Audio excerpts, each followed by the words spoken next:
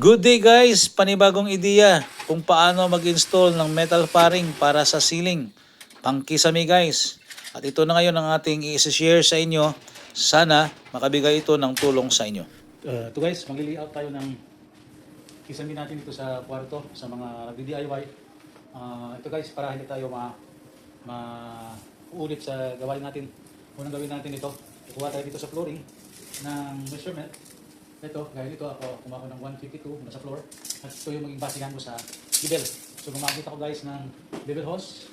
Ngayon, ang level hose na yan, yun yung magiging basis dito guys na papupunan dito sa wall. Now, after na makuha ko paikot yung sukat mula sa floor ng level, ngayon, ang ginawa ko naman, umupat naman tayo mula dito sa wall natin hanggang sa height na gusto nating pupunin pataas.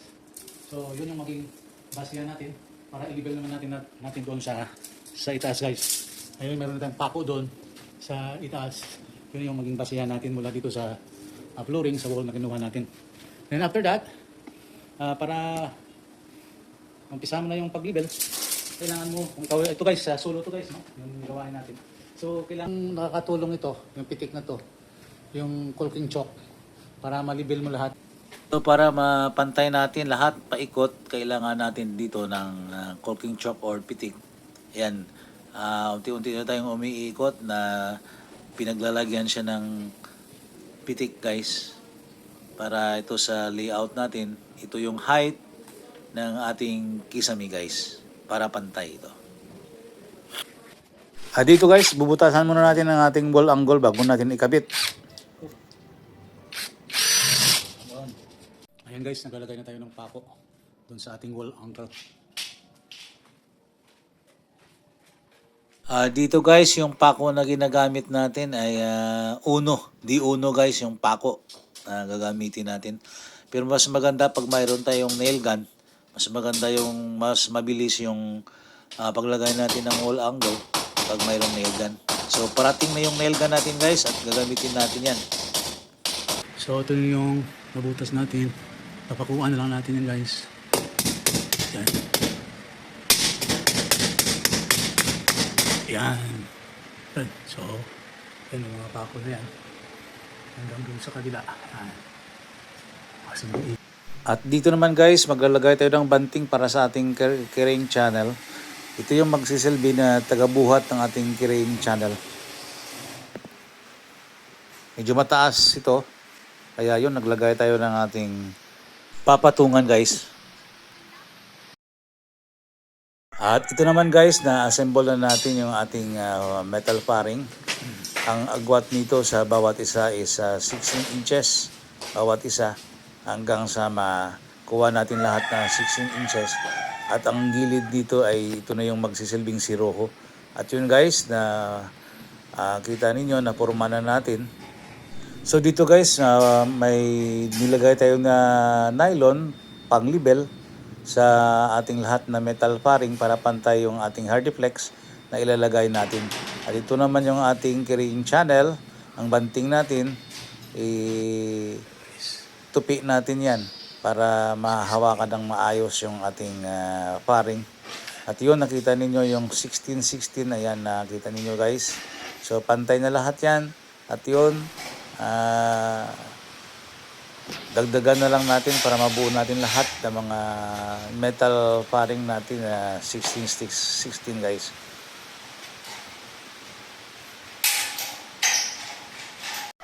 Guys, yung nagawa natin. Unti-unti na natin na purma ng ating paring.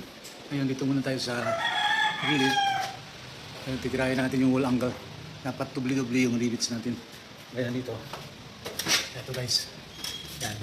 Dapat dito sa groove para maglagay tayo ng hardiplex. So flat. Yan.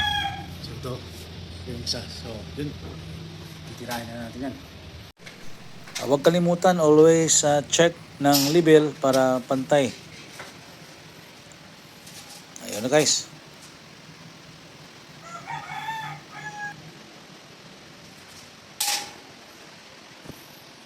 So yun guys, naman yung double clip natin.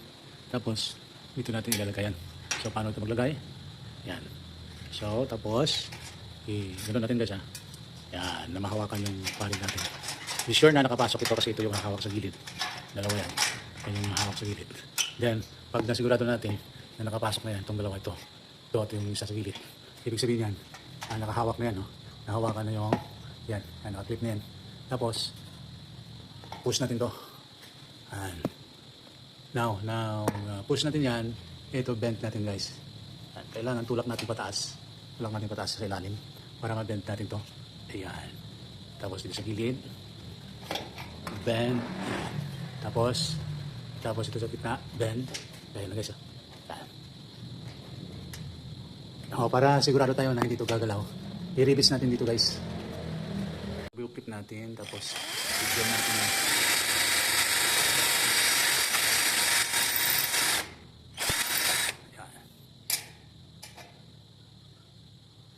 Yan, tapos na yan. Tapos, release natin yan. Guys, so, release na natin yan. Yan.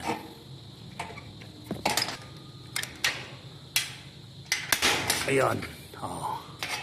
Yan, yun naka-release niyan. Nakahawak, both. So, hindi yan, so guys, hindi yan gagalaw. Yun yung paglagay natin ng W-clip.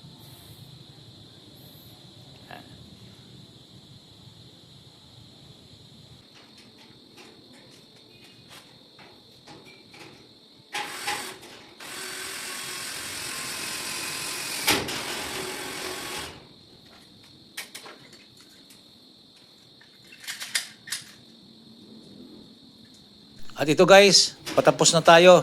Matapos nating ma-install lahat na ating mga metal fairing.